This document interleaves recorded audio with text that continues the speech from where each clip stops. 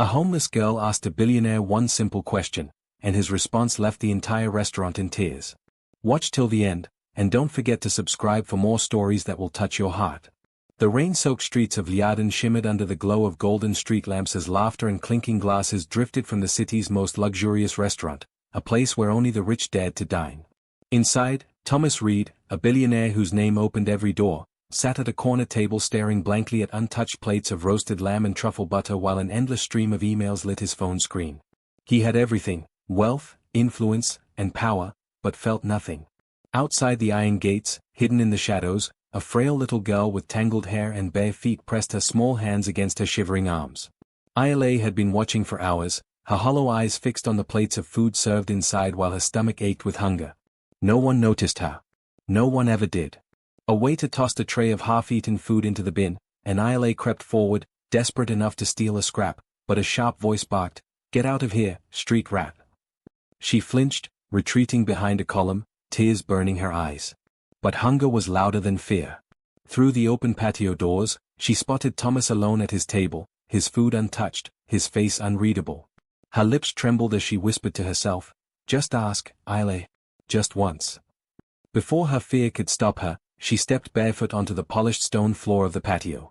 Gasps erupted from the diners. A little beggar girl in their perfect world. The head waiter stormed forward, but Ayla's small voice cut through the tension like a knife. "Sir," she said, her voice trembling, "can I eat with you?"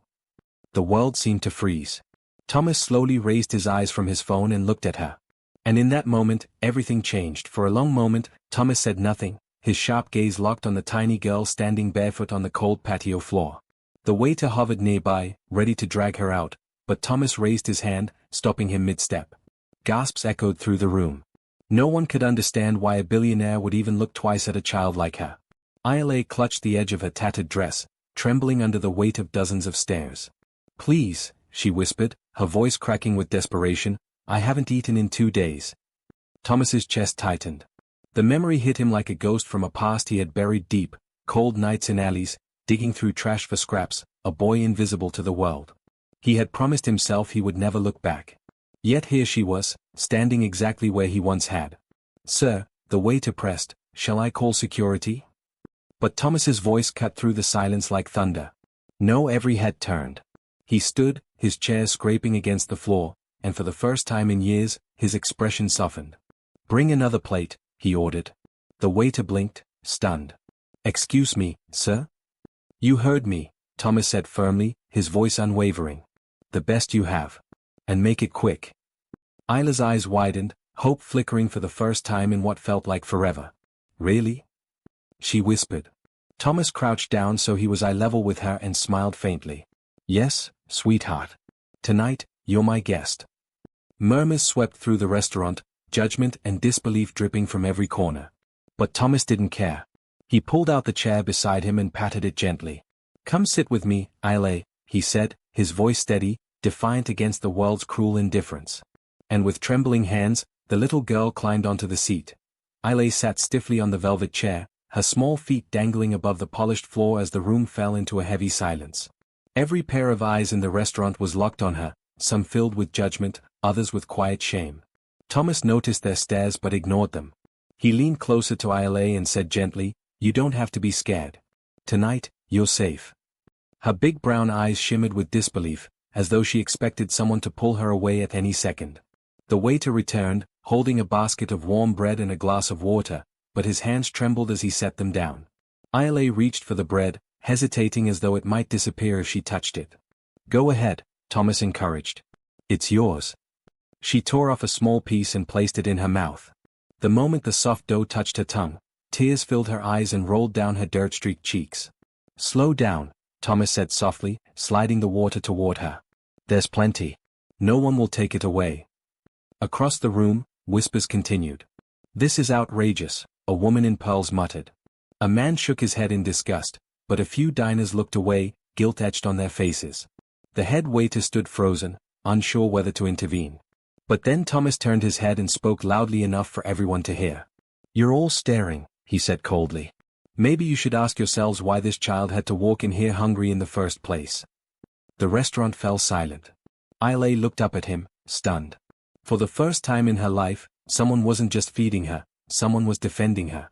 In that moment, a spark of trust bloomed in her heart, and Thomas knew there was no turning back. The silence in the restaurant was suffocating as Thomas's words lingered in the air like a challenge no one dared to answer. Isla clutched the bread tightly, afraid it might be taken away if she let go. Thomas noticed her trembling hands and gently placed his warm, steady palm over hers. "Eat, Isla," he said softly. "No one here will hurt you." The waiter returned again, this time carrying a silver platter with roasted chicken, buttery mashed potatoes, and steamed vegetables. He placed it in front of Isla, his eyes avoiding hers as though ashamed. Isla stared at the plate, her lips trembling. Is this really for me?" she asked, her voice barely audible. Thomas nodded. "All of it, sweetheart. As much as you want." For a moment, Isla didn't move, almost afraid it was a cruel trick, but then hunger overcame her doubt. She picked up the fork with shaky fingers and took a bite. The flavors filled her mouth, and a sob escaped her chest, raw and unrestrained. Thomas reached for his glass of water, hiding the tightness in his throat. Around them, diners whispered, but something was changing. An older couple near the window lowered their gaze, a young man at another table shifted uncomfortably, and the woman in pearls bit her lip, looking away. Compassion was slowly, quietly replacing judgment. Thomas leaned closer to Isla. "You're safe now," he reassured her. "You don't have to fight anymore."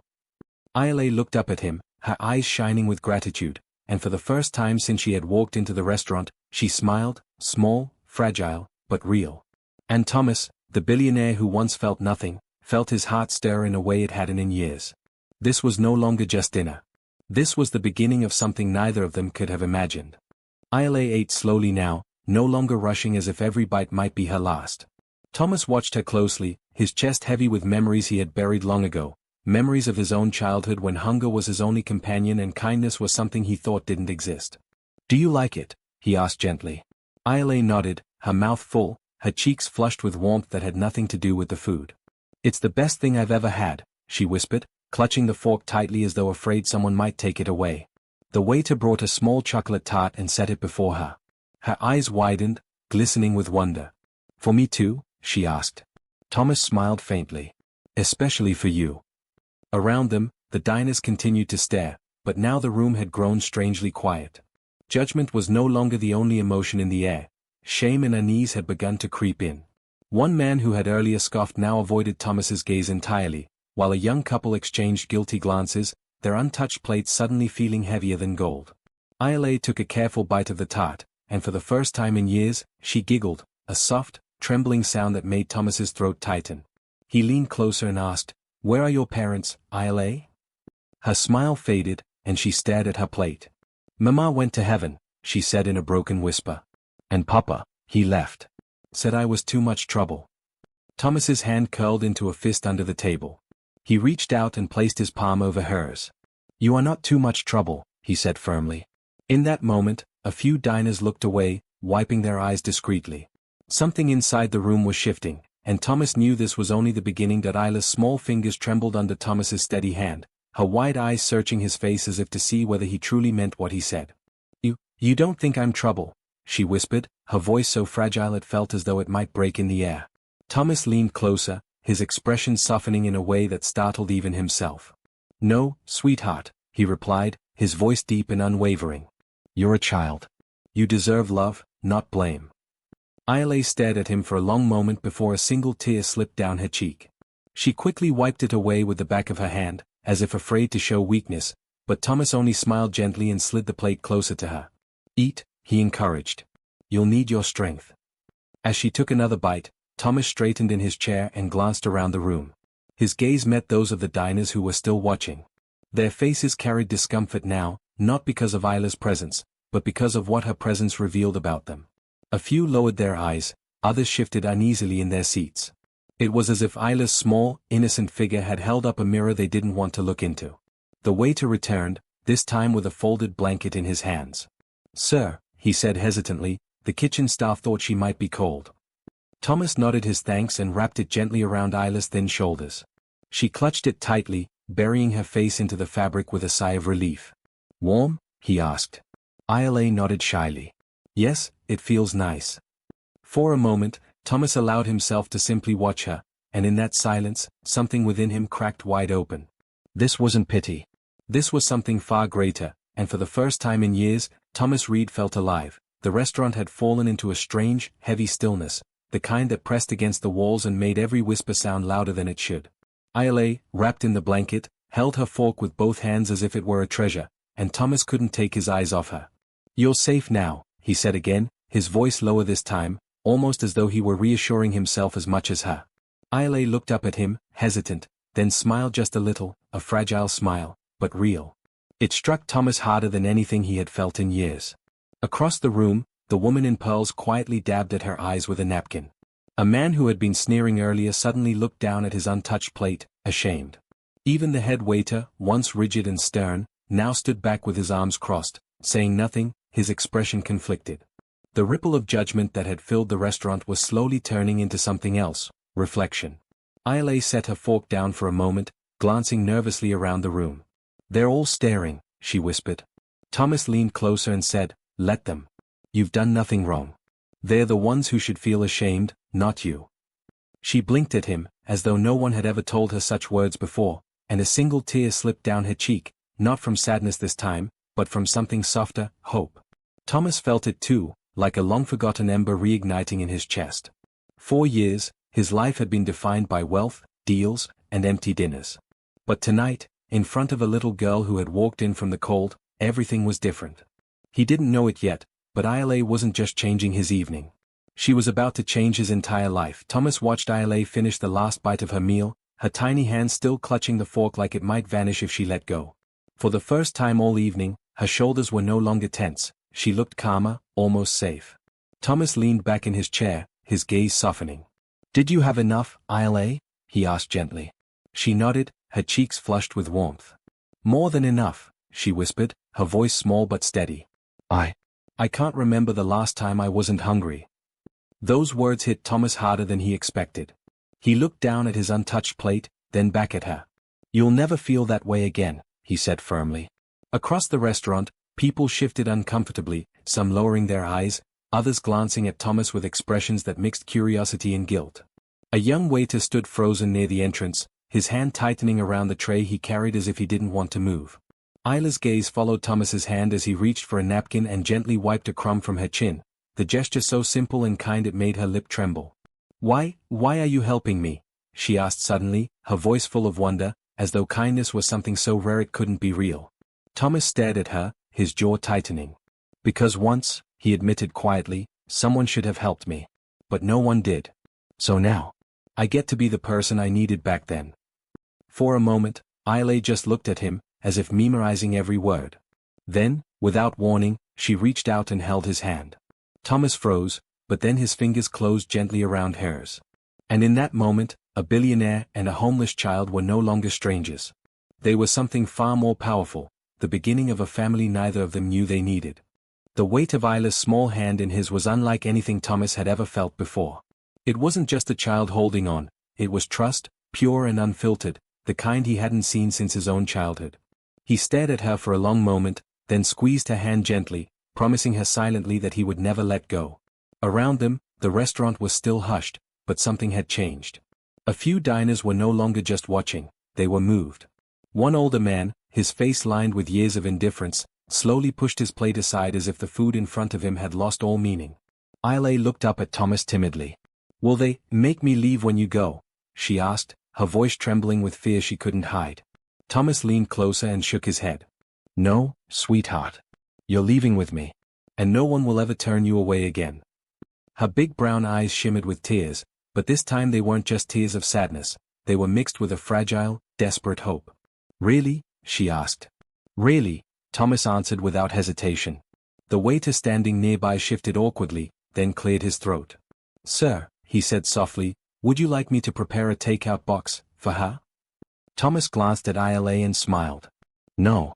Tonight she doesn't take scraps. Tonight she eats like a queen." The waiter nodded, his voice catching as he muttered, "Yes, sir." Isla leaned against Thomas's arm, her exhaustion finally winning over her hunger. As she closed her eyes for just a second, Thomas looked out over the sea of silent diners and said, "This isn't charity. This is what humanity is supposed to look like." And for the first time, No one dared to disagree that as Thomas lifted Isla into his arms, the restaurant watched in absolute silence. Her tiny head rested against his chest, and for the first time in years, Thomas felt the kind of peace that no fortune could buy. He turned toward the exit, his every step echoing like a quiet rebellion against the world that had ignored her. The waiters stood still, some visibly moved, while a few diners discreetly wiped tears from their eyes. One man, who earlier had scoffed at Isla's presence, now lowered his head in shame. Isla's small voice broke through the silence. "Where are we going?" she whispered, her words trembling but full of cautious hope. Thomas looked down at her and smiled softly. "Home," he said simply. The words seemed foreign to her, and she blinked, as if trying to imagine what it could feel like. A home. A place where she would never have to beg, never be turned away, never feel unwanted. "Will it be warm?" she asked, her voice so innocent it pierced his chest. "Warmer than you've ever known," he promised. As they reached the door, a soft clap broke the silence. Then another. Within seconds, the entire restaurant was on its feet, applauding. Not for Thomas's wealth or status, but for the single act of kindness they had just witnessed. Some left money on the table, whispering, "For the girl." Isla stirred slightly at the sound but didn't open her eyes. She was too tired, too safe, too content for the first time in her life. Thomas stepped out into the cold night air, holding her tighter. "You're not alone anymore," he murmured. And for the first time, the words felt truer than anything he had ever said. The night air was crisp, carrying the hum of the city, but inside Thomas's car, there was only warmth. Isla sat in the passenger seat wrapped in a thick blanket he had asked the valet to bring. Her wide eyes scanned the luxurious interior, the soft leather seats, and glowing dashboard lights as though she had stepped into another world. "Is this all yours?" she asked in a small, hushed voice. Thomas glanced at her and smiled. "Yes, but it doesn't mean much," he replied honestly. Isla tilted her head, confused. "Then why do you have it?" Thomas hesitated, his hands tightening on the wheel.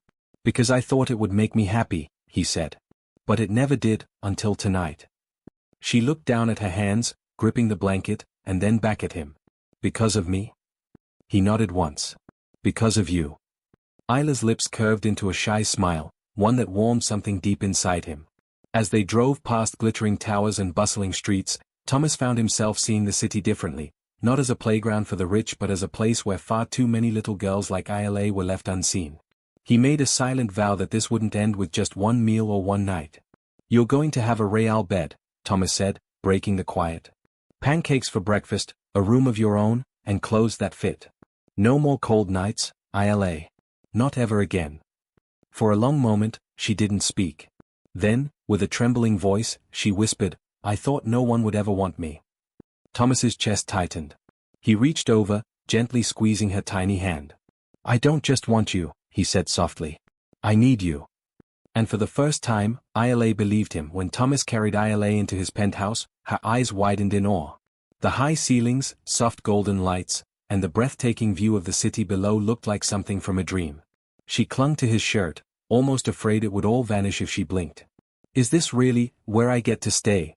she asked, her voice trembling with disbelief. Thomas set her down gently and crouched in front of her. "Not just stay," he said, his voice warm and steady. "This is your home now, Isla." For a moment, she stood frozen, staring at him as if waiting for someone to laugh and tell her it was a cruel joke. But when no one did, her small lips quivered, and she threw her arms around his neck, hugging him with all the strength her tiny body could muster. "Thank you," she whispered into his collar.